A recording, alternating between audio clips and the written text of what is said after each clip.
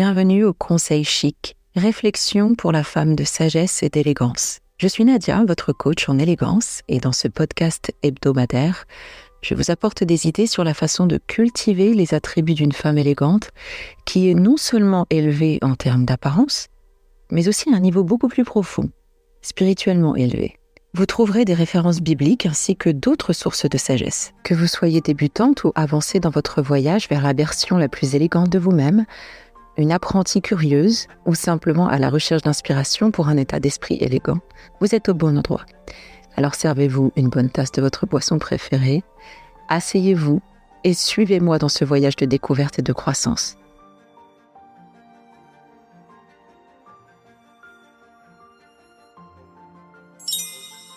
La confiance, ce n'est pas entrer dans une pièce le nez en l'air et penser que vous êtes meilleur que tout le monde. C'est entrer dans une pièce et ne pas avoir à vous comparer à quelqu'un d'autre du tout. Voici une définition de la confiance en soi. C'est un sentiment de confiance en ses capacités, en ses qualités et son jugement. Il y a des synonymes qui sont la confiance en soi, l'affirmation de soi, l'autonomie, le sang-froid, la présence, la fierté, l'estime de soi. Et des opposés qui sont l'insécurité, le doute de soi, l'autodestruction, l'appréhension et la méfiance. La façon dont je définis la confiance en soi, ce sera un état d'esprit dans lequel vous êtes libre de tout lien ou de toute peur limitante. Quand une femme ou une personne a confiance en elle, cela signifie qu'elle sait que la vie, les choses, les gens peuvent la décevoir, mais elle peut compter sur elle-même. Elle ne se laissera pas tomber et sa valeur ne dépendra pas du fait que quelqu'un l'aime ou non. Sa valeur ne dépendra pas de si elle est acceptée ou non dans un groupe. Ça ne dépendra pas non plus de si elle est meilleure dans son travail ou non, ou qu'elle soit reconnue ou non comme la meilleure des mamans, par exemple. Elle se connaît. Il n'y a donc aucune insulte, aucune offense, aucune opinion désagréable que quelqu'un pourrait avoir sur elle qui la fera douter de sa valeur. Je ne sais pas si vous saisissez l'idée, mais il y a une notion de liberté. Elle est libre. Elle est libérée du besoin de validation.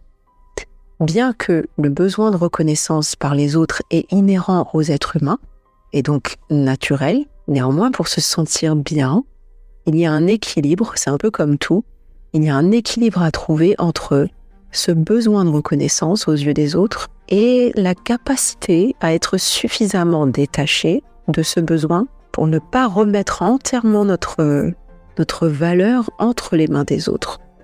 La femme qui a confiance en elle a vraiment, comme qui dirait, la tête sur les épaules, elle sait qui elle est et elle tient ferme. Mais je ne parle pas de cette femme qui clame, peut-être un peu trop fort, du style je me fiche de ce que les gens pensent de moi, je fais ce que je veux, je n'ai besoin de personne, il n'y a que moi et moi toute seule, etc., etc. Quand j'entends ce genre de discours, ou plutôt ce ton, je peux me tromper, mais je ne peux m'empêcher de voir d'entendre une femme qui se bat et qui essaye tant bien que mal de paraître confiante. On peut presque sentir la blessure. Et je crois que cette attitude est plus une attitude de défense, presque agressive, qui vient d'une douleur cachée. Moi, ce dont je parle, c'est de la vraie confiance en soi. Et c'est plus reflété par une attitude très calme en soi. Une femme vraiment sûre d'elle n'a pas besoin de dire quoi que ce soit parce qu'elle sait, tout simplement. Elle n'a pas besoin de montrer qu'elle est ce qu'elle est. Et je ne suis vraiment pas là pour blâmer ceux qui clament haut et fort « je suis une femme pleine de confiance en moi, j'ai confiance en moi, je suis une femme confiante ». Pas du tout. Comme je l'ai dit, c'est une réaction tout à fait normale. Mais je dis juste que ce genre de ton agressif et hautement sur la défensive peut être perçu justement comme une fausse confiance en soi. Néanmoins, je vous encourage à vous parler à vous-même de manière aussi positive. Si vous travaillez à prendre plus de confiance en vous, dites-vous ces choses-là tous les jours, mais dites-les-vous à vous-même. C'est ça la différence en fait. Vous parlez à vous-même, Vous ne le clamez pas aux oreilles des autres, c'est pour vous. Donc vous vous répétez, je suis une femme qui est sûre d'elle. Parce que, si vous me suivez depuis un certain temps, vous savez que je crois vraiment très fortement aux mots d'affirmation et à la puissance des mots. D'ailleurs, si vous me suivez sur YouTube, vous devez savoir que j'ai créé une playlist d'affirmations intitulée Affirmations pour la femme élégante que vous pouvez écouter et répéter à voix haute. Donc je crois au pouvoir des mots. Quoi que vous disiez, c'est quelque chose qui vous construit. Vous avez le pouvoir avec votre capacité à parler, de vous construire, de vous maudire et de vous bénir. Donc faites bien attention à ce que vous vous dites. Continuez à vous dire que vous avez confiance en vous, que vous n'avez pas peur, que vous êtes en sécurité, que vous êtes suffisante, que vous pouvez compter sur vous. La véritable confiance en soi, elle n'est pas enracinée dans la peur. La femme confiante n'a pratiquement aucune crainte. Et je ne suis pas en train de dire qu'elle n'en a pas du tout. Ce que je veux dire, c'est que sa vie n'est pas menée par la peur. Par exemple, il va y avoir une grosse différence entre le comportement, les choix et l'énergie dégagée d'une femme qui vit sa vie en fonction de sa peur de perdre son conjoint et le comportement, les choix, l'énergie dégagée de celle qui a confiance en elle, en la vie, en leur couple et qui, sans écarter le fait que tout peut arriver, elle sait néanmoins qu'elle restera une femme de valeur, qui saura être heureuse, peu importe ce qui peut arriver. Elle fait les choses en fonction de ce qui la rend heureuse et de ce qui est aligné avec ses valeurs. C'est pour ça que je ne cesse de le répéter, une femme confiante sait qui elle est. Qu'est-ce que je veux dire par là ? Savez-vous qui vous êtes ? Quelles sont vos valeurs ? Quels sont vos standards et vos principes ?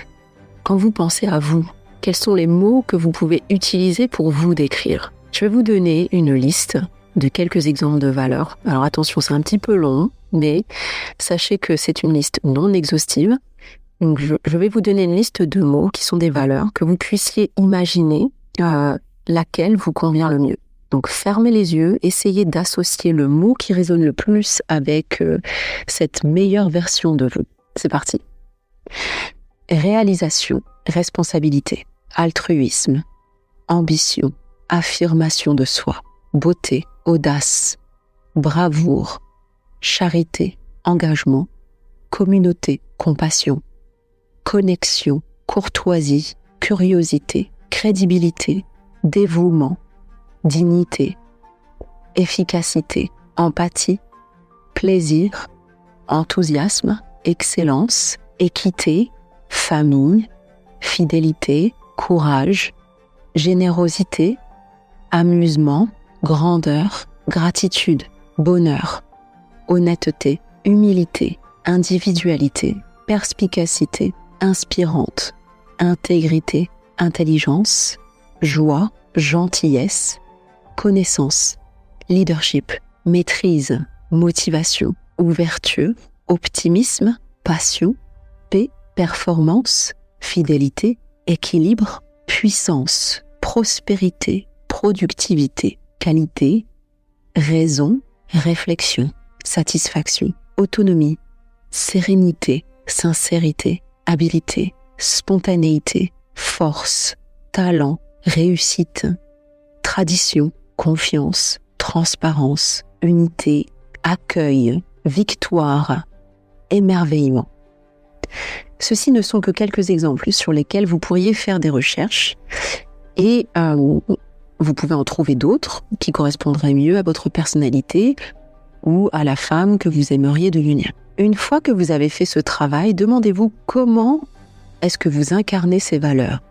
Si je suis une femme, disons, de communauté, cela va sous-entendre que je suis quelqu'un qui pense à l'unité, quelqu'un qui rassemble, quelqu'un qui aime être entouré de gens et qui est capable de créer des groupes qui s'entendent, qui font des échanges et qui interagissent.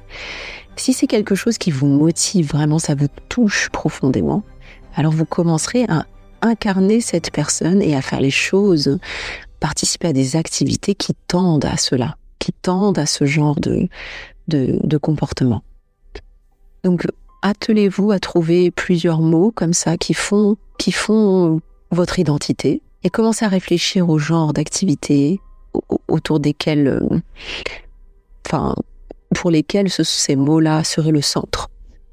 Une fois que vous savez à peu près qui vous n'êtes pas obligé d'être sûr à 100%, mais une fois que vous avez une idée un peu plus claire de qui vous êtes, vous allez voir qu'il est beaucoup plus compliqué pour quelqu'un ou pour toute autre force extérieure. Et quand je parle de force, je parle de situation, bref, tous les challenges de la vie.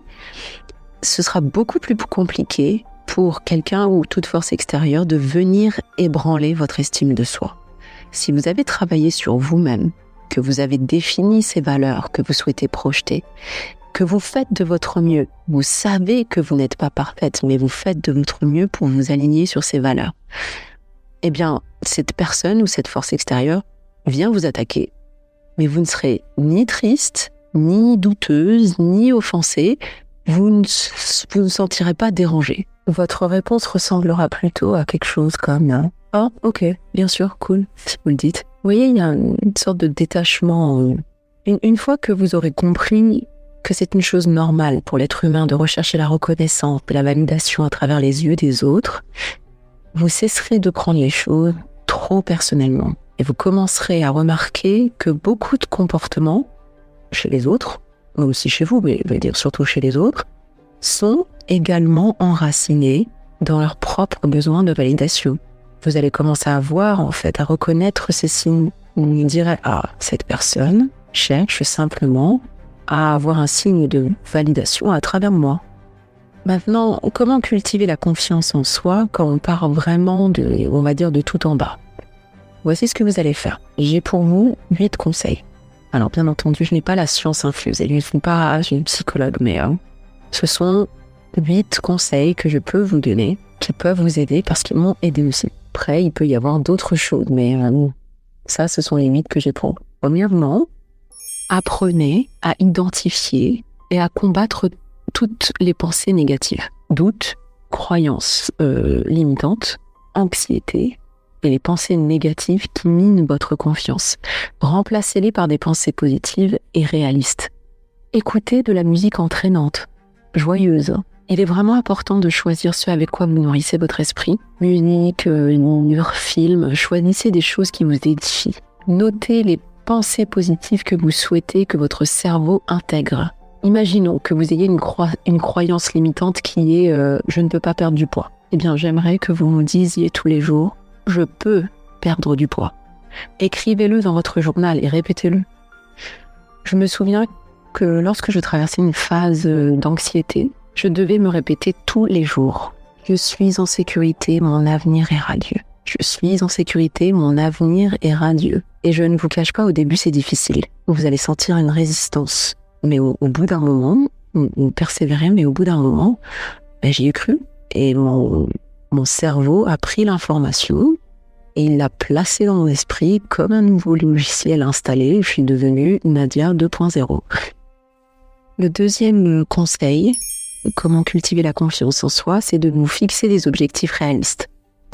Fixez-vous des objectifs qui soient réalisables et divisez-les en étapes plus petites et gérables. Et ensuite, vous célébrerez vos progrès en cours de route. Comme ça, vous allez renforcer votre confiance. Vous devez vous voir réussir. Même s'il ne s'agit que de petites réalisations à vos yeux, si vous avez réussi à vaincre votre dépression aujourd'hui en vous réveillant et en vous habillant, célébrez ça. Si vous avez pu faire un petit pas de plus vers votre objectif de carrière, célébrez-le. Il faut voir les progrès, comprendre que l'on est capable et que l'on peut faire des choses. Ne vous arrêtez surtout pas, mais vraiment ne vous comparez pas. Ne vous arrêtez pas à la définition du succès tel qu'on en a fait sur les réseaux sociaux. Le succès n'a pas le même visage chez tout le monde. Et d'ailleurs, il ne le peut pas, puisque tout le monde n'a pas les mêmes dons. Troisième conseil, prenez soin de vous. Prenez soin de votre bien-être physique et mental. Participez à des activités qui vous permettent de vous sentir bien dans votre peau, comme l'exercice, une bonne alimentation et un repos suffisant. prendre soin de vous, c'est vous présenter par vous-même. Vous vous respectez. Vous vous démontrez de l'amour envers vous-même. Et donc, vous construisez une confiance en vous. Vous savez que vous pouvez compter sur vous, car vous comprenez à quel point il est bon de faire toutes ces choses pour vous-même. 4e conseil, entourez-vous de personnes positives et qui vous soutiennent. Entourez-vous de ceux qui vous élèvent, qui vous soutiennent vraiment. Évitez les personnes qui vous rabaissent ou qui sapent votre confiance. Vous devez accepter le fait que certaines personnes sont dans votre vie pour un certain temps et d'autres pour toujours. Mais la plupart du temps, elles ne sont là que pour une saison. Vous devez l'accepter, les laisser aller et venir, parce que vous n'avez pas tous le même rythme, vous n'avez pas tous le même destin, et cela ne veut pas dire que vous ne pouvez pas les respecter ou être bon avec eux. Je ne parle pas non plus que de relations amoureuses, je parle vraiment en général. Vous avez des gens qui sont des amis ou des connaissances, certains sont là pour une période de temps dans votre vie, d'autres pour toujours. Mais il y en a qui ne restent pas. Vous êtes sur la même longueur d'onde, vous vous entendez bien, et puis un jour, tout d'un coup, soit vous les dépassez, entre guillemets, ou c'est eux qui vous dépassent, mais vous n'êtes plus sur le même chemin. Et il n'y a pas besoin de garder de rancune, il n'y a pas besoin d'être aigri, vous réalisez juste que vous ne vous entendez plus, vous ne voyez plus les choses de la même manière. Et le temps que vous avez passé ensemble, c'était cool. Maintenant, il est temps d'avancer chacun et de continuer son voyage. Donc, soyez reconnaissants pour toutes les expériences, les bons souvenirs, les rires, les leçons apprises. Parce que si des personnes ont été retirées de votre vie, donc pour ceux qui ne savent pas, je suis une personne qui croit en Dieu, donc je crois que Dieu retire volontairement des gens de ma vie parce que leur présence ne servait plus dans ma vie. Et je ne parle pas de manière opportuniste, attention. Quand je dis servir dans sa vie, c'est vraiment être justement cet entourage de soutien positif. Donc s'il les retire de ma vie, c'est que c'est comme ça. Parce que Dieu place autour de vous des gens qu'on appelle des aides du destin. Ils sont là pour vous soutenir. Mais le jour où... alors, c'est pas le jour où ils ne vous apportent plus rien, mais si vous sentez qu'ils vous maintiennent à un même niveau alors que vous sentez que vous devez aller plus haut, ou pire, s'ils vous tirent vers le bas, il faut en être conscient et se dire « Bon, nous avons passé de bons moments et je suis reconnaissante. Maintenant, il est temps de passer à autre chose. » Faites attention aux personnes qui vous entourent, car nous sommes la moyenne des 5 personnes avec qui nous passons le plus de temps. Plus vous passez du temps avec les gens, plus vous allez adopter leur comportement, leur façon de penser, de parler, leur état d'esprit. Donc si vous êtes avec des gens qui se plaignent, qui sont négatifs, qui sont en compétition avec vous, ou qui peuvent même être plutôt toxiques, eh bien vous aurez plus de chances de devenir comme eux. Petite note. La femme élégante n'est pas en compétition avec les autres. Elle est en compétition avec celle qu'elle était hier. Elle veut être la meilleure version d'elle-même, ne pas être au-dessus des autres. Elle ne rabaisse pas toutes les femmes pour se sentir au-dessus d'elle. Et elle est au contraire le genre de femme qui élèvera les autres femmes avec elle. Conseil numéro 5. Relevez des défis. Sortez de votre zone de confort. Relevez de nouveaux défis. Ça peut être n'importe quoi, apprendre une nouvelle langue, si vous ne savez pas cuisiner, apprenez à cuisiner, juste sortez de votre zone de confort. Chaque fois que vous surmontez un défi, votre confiance grandit. Il y a un livre dont vous avez probablement entendu parler, à la base il est anglophone, qui s'intitule « Ressentez la peur et faites-le quand même ». Juste le titre m'a inspiré. Je ne l'ai pas encore lu, mais le titre me revient à l'esprit à plusieurs reprises, chaque fois que je sens que j'ai mes propres limites et mes propres doutes. Il y a quelque temps, je me rendais compte que je stagnais en fait dans ma vie, parce que j'avais des limites, des croyances limitantes, et j'ai décidé de ne plus stagner. J'ai dit, fini la médiocrité, je vais travailler sur ces limites, et j'y travaille toujours d'ailleurs, c'est un parcours dont je suis assez fière. Et c'est vraiment quelque chose que je vous recommande totalement. Si vous n'avez pas les moyens de vous permettre une thérapie, il existe de nombreux podcasts sur la guérison. La guérison de mots qui peuvent provenir de n'importe où, hein. Traumatisme de l'enfance, traumatisme de rupture ou tout autre traumatisme. Également, tenir un journal, c'est un excellent moyen de méditer sur qui vous êtes, et ce que vous ressentez. J'ai d'ailleurs plusieurs journaux. Je ne sais pas si j'en ai déjà parlé dans mes précédents épisodes, mais j'ai un journal qui n'est vraiment que des affirmations sur ce que pour pouvoir ressentir en fait les émotions et les sentiments de cette femme que je veux devenir. Donc je parle du futur au présent dedans et j'affirme des choses que je veux qui arrivent. Je ne sais pas si ça fait du sens ce que je dis, mais en gros c'est ça, c'est un journal d'affirmation, c'est extrêmement positif, c'est très édifiant. Au final, quand je l'écris, je le relis de temps en temps, je me dis waouh, ça a l'air tout à fait loufoque, ça a l'air invraisemblable, mais au fur et à mesure, je me dis mais c'est incroyablement édifiant et reboostant. Donc je vous le conseille énormément. J'ai un journal normal de tous les jours où j'essaye d'être le plus positif possible, où c'est plutôt de la gratitude dedans, où je dis merci pour cette journée, j'essaye de trouver les choses pour lesquelles je dois remercier et au final, vous vous rendez compte en creusant un peu, vous n'avez pas vraiment à chercher pourquoi être reconnaissante parce qu'il y a énormément de choses pour lesquelles nous devrions avoir de la gratitude. Vraiment énormément de choses. Et j'ai un autre journal par contre où il est un peu plus dark entre guillemets et celui-là j'aime bien l'utiliser pour si jamais j'ai des mauvaises journées ou des mauvaises pensées, et ben je les couche sur papier. Ça me permet de les sortir de ma tête.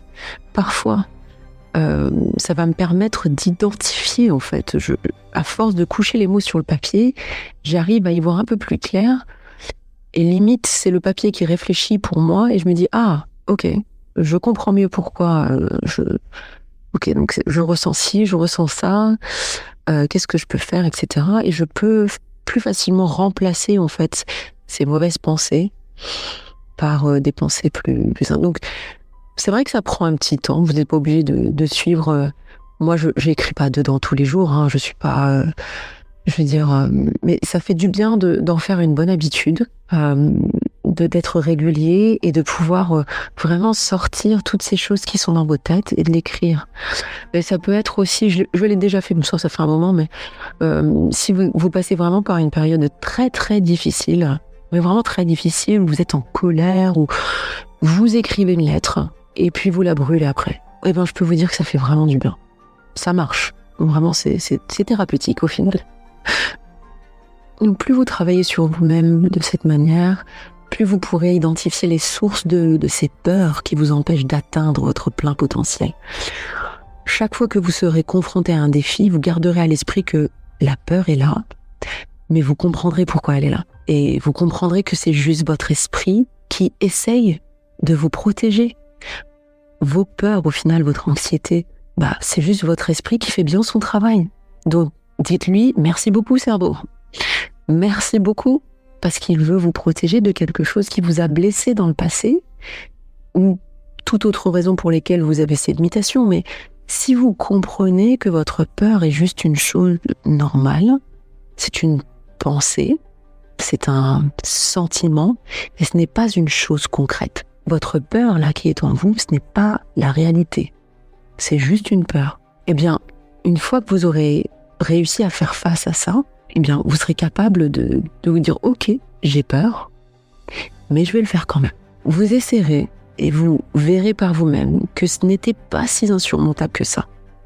Et plus vous repousserez vos limites, plus vous vous sentirez en confiance. Et c'est comme ça que votre confiance en vous va grandir petit à petit.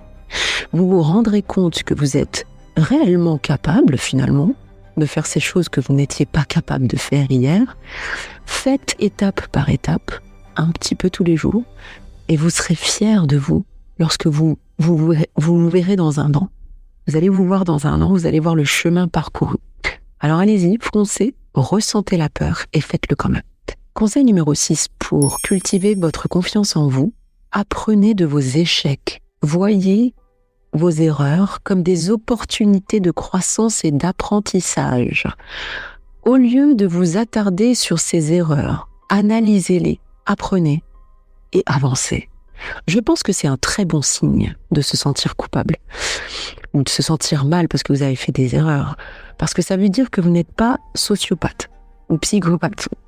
Donc, vous avez une conscience, c'est très bien.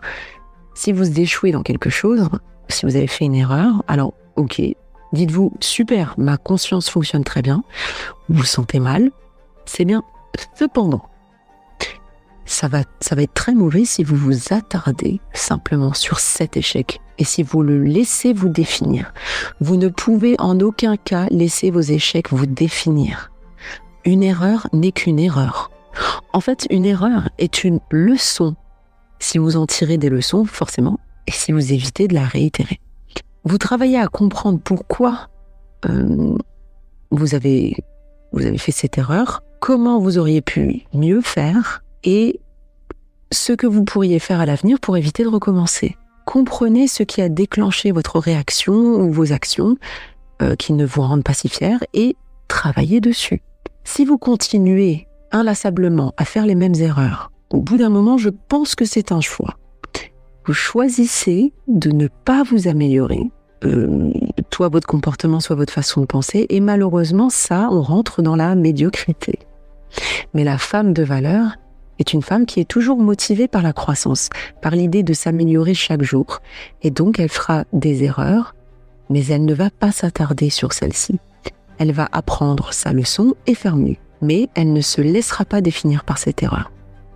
Elle va assumer la responsabilité, elle va dire « Ok, c'est bien moi, j'ai fait ça, oui, effectivement. » Et puis, elle passe à autre chose. Et c'est ainsi que vous devenez une meilleure personne. Par exemple, quand vous étiez bébé, vous ne saviez pas marcher. Vous rampiez au début, n'est-ce pas ? Vous ne pouviez pas courir. Il a fallu apprendre à marcher. Et pour apprendre à marcher, il a fallu tomber plusieurs fois. Peut-être même s'être blessé de temps à autre. Mais vous avez à chaque fois pu vous relever et réessayer. Et maintenant, vous savez marcher. Et non seulement vous savez marcher, mais en plus, vous pouvez courir. Est-ce que vous imaginez un bébé qui tombe et qui reste ensuite par terre en pleurant et en pensant « Bon, je vais pas marcher, clairement, c'est pas pour moi, je suis pas doué pour ça ». Bien sûr que non. Non, bien sûr que non. Il ne pense pas ça. Dieu merci, il ne pense pas ça. Il se relève, il réessaye, et il tombe, il se relève, il réessaye, jusqu'à ce qu'il s'améliore. Et finalement, il marche, et il court. N'oubliez pas ceci. Vos chances de réussir ne dépendent pas du nombre d'erreurs que vous faites, mais plutôt de votre persévérance. Donc, ne laissez surtout pas les erreurs vous définir. Les erreurs ne vous définissent pas du tout. Ce qui va vous définir, au contraire, ce sera la manière dont vous allez réagir et répondre à ces erreurs. Conseil numéro 7, pratiquez l'autocompassion. Traitez-vous avec gentillesse et compréhension. C'est bien de le faire pour les autres, mais il faut le faire pour soi. Embrassez vos forces, acceptez vos faiblesses. Évitez de vous autocritiquer trop sévèrement et pratiquez plutôt l'autocompassion. La confiance en soi ne consiste pas à penser que nous sommes parfaits, mais plutôt à choisir de nous concentrer sur nos points forts. Nous connaissons nos forces et nous connaissons nos faiblesses. Nous les acceptons et nous y travaillons. Vous ne pouvez pas travailler sur quelque chose que vous ne connaissez pas. Donc, n'ignorez pas vos faiblesses. Vous devez les connaître, vous devez les accepter, mais vous allez être également fier de vos forces. Vous devrez faire cette introspection pour regarder vos faiblesses sans peur, sans honte, mais en les connaissant bien. Par exemple, disons que vous savez que vous n'avez pas un corps parfait. Soit dit en passant, personne n'a un corps parfait. Mais disons que vous n'aimez pas vos jambes, pour je ne sais quelle raison. Par contre, vous savez que vous avez les plus beaux yeux, extrêmement profonds et parlants. Et donc, vous allez vous concentrer sur eux. Vous vous concentrez là-dessus. Vous aimez cette partie de vous-même. Vous êtes reconnaissante et vous remerciez vos jambes parce qu'elles vous font marcher correctement. Certes, vous ne les trouvez pas comme la partie la plus attrayante de votre corps, mais vous êtes reconnaissante parce que vous pouvez marcher. En revanche, vous vous concentrerez sur vos yeux, c'est eux que vous allez mettre en valeur. Car vous trouvez vos yeux très beaux. Ils sont la plus belle caractéristique. Alors, je veux que vous pensiez à la partie de votre corps ou de votre personnalité que vous n'aimez pas. Et vous allez la remercier. Exemple, si vous n'aimez pas vos pieds, remerciez-les, car ils vous font marcher. Certaines personnes souhaiteraient avoir des pieds. Si vous n'aimez pas, je ne sais pas, vos mains, votre poitrine, votre ventre, remerciez-les pour le travail qu'ils font correctement. Et trouvez maintenant là où les deux choses, ou ça peut être même plus d'ailleurs, que vous aimez vraiment beaucoup chez vous, que ce soit physique ou un trait de votre personnalité, et vous allez vous concentrer sur ces choses-là. Vous voyez un peu ? Là, c'est vraiment pour avoir confiance en vous. En gros, ce n'est pas que vous êtes parfait, ce n'est pas que vous pensez être parfait, c'est que vous connaissez vos faiblesses, vous savez là où il y a les défauts, mais vous choisissez de concentrer votre énergie sur ce que vous aimez, sur ce qu'il y a de beau. C'est ça que vous voulez que les gens voient. Et c'est sur ça que vous voulez vous concentrer, vous, parce que ça vous fait du bien. Donc mettez toutes ces jolies parties de vous en valeur. Et je vous promets que vous n'avez pas besoin de dire quoi que ce soit. Vous n'aurez pas besoin d'ouvrir la bouche et d'amener l'attention avec votre parole sur ces choses-là, parce que vous allez simplement inspirer la confiance en vous. Ça se verra. Et du coup, tout regard sera forcément détourné de ce que vous n'aimez pas. Les gens ne regarderont pas vos faiblesses parce que vous vous concentrez sur ce qu'il y a de beau en vous et chez vous. Conseil numéro 8, demandez l'aide d'un professionnel si nécessaire. Si vous souffrez d'un manque de confiance en vous et qu'il s'agit de quelque chose d'assez profond, envisagez de demander l'aide d'un thérapeute ou d'un conseiller qui pourra vous fournir des conseils et des stratégies spécifiques à vos besoins. Pensez-y, ces gens ont étudié le cerveau et les comportements humains. Ils peuvent probablement signaler ou mettre en avant des choses que vous ne pouvez même pas voir. Ce n'est peut-être pas quelque chose pour lequel vous vouliez allouer un budget, je peux le comprendre. Mais une fois que vous essayez de voir à quel point il peut être utile de comprendre votre propre esprit, pourquoi vous faites les choses que vous faites de telle manière, pourquoi vous pensez comme vous pensez, franchement, ça peut tout changer. Je crois vraiment que tout le monde devrait suivre une thérapie. Alors, je dis pas que tout le monde est fou, pas du tout, parce que ça, c'est un vieux concept comme quoi la psychologie ou les thérapeutes, c'est pour les fous. Je pense que c'est exactement comme aller voir un médecin. Vous avez des médecins généralistes parce que vous avez des maux dans le corps. Et ben, il y a des médecins aussi de la tête, entre guillemets, pour votre santé mentale. Et la santé mentale peut osciller entre un petit bobo à quelque chose de très, très, très, très lourd, quoi. Exactement comme pour la santé physique. Vous pouvez très bien aller chez le médecin pour un petit rhume, mais quand même, ça fait du bien d'aller voir un médecin pour un petit rhume. Et malheureusement, vous pouvez aussi aller voir un médecin pour quelque chose de très très lourd comme le cancer. Donc voilà, c'est ça que j'essaye de vous expliquer, c'est que il faut ôter ce stéréotype de la thérapie, c'est pour les gens qui ont vraiment des gros problèmes. Je pense que ça ferait du bien à tout le monde, parce qu'on a tous plus ou moins traverser des choses. Je dis pas que personne est heureux, mais presque. Enfin non, mais ce que je veux dire, c'est qu'on vit tous dans le même monde, un monde qui est à la fois extrêmement merveilleux et très très beau. Il y a des très belles choses, mais il est aussi extrêmement difficile et assez dur. Et donc, on n'a pas tous les mêmes capacités, on est tous différents, on n'a pas tous les mêmes forces, pas tous les mêmes besoins, pas toutes les mêmes qualités. Et donc, par conséquent, on n'a pas tous le même vécu. Et par conséquent, je pense qu'il est nécessaire que tout le monde puisse au moins une fois dans sa vie faire appel à un thérapeute. Ça fait du bien d'apprendre à se connaître. Rien que juste pour le fait d'apprendre un peu plus à se connaître déjà.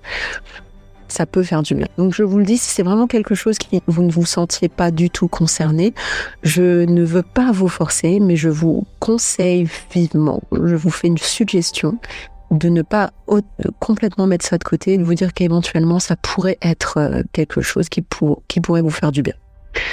Donc voilà, je pense que la santé physique et mentale doivent être une priorité.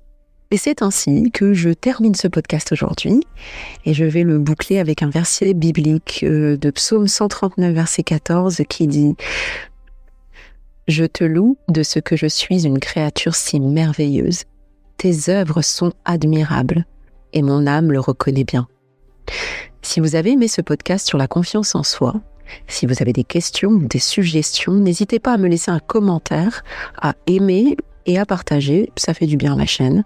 Si vous aimez également les paroles d'affirmation, il y a sur ma chaîne YouTube Madame Kabongo une playlist affirmation pour la femme élégante, avec une vidéo spécifiquement sur la confiance en soi. Et pour plus de conseils encore, pour devenir la meilleure version de vous-même, en étiquette, en élégance, en communication, n'hésitez pas à me suivre sur les réseaux Instagram, TikTok et YouTube. Vous m'y trouverez toujours sous le même nom, Madame Kabongo. Merci, portez-vous bien et à la semaine prochaine.